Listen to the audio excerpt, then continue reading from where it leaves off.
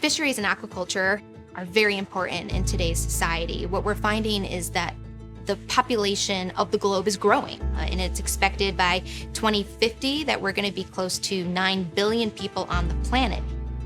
Things like aquaculture are ways to produce really sustainable proteins that can feed a large amount of people.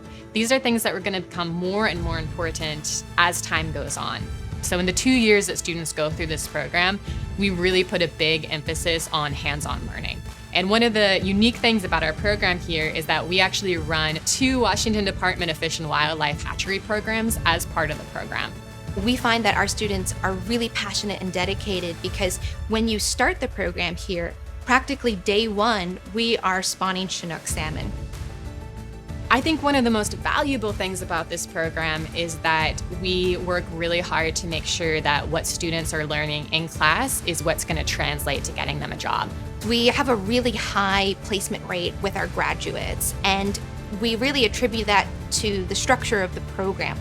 We run the hatcheries, we go out into the industry, our students are doing stream surveys, they're out working on boats, working with our shellfish partners, harvesting oysters on the flats. That is what makes Bellingham Technical College so unique, is that you're not going to get an education like this anywhere else.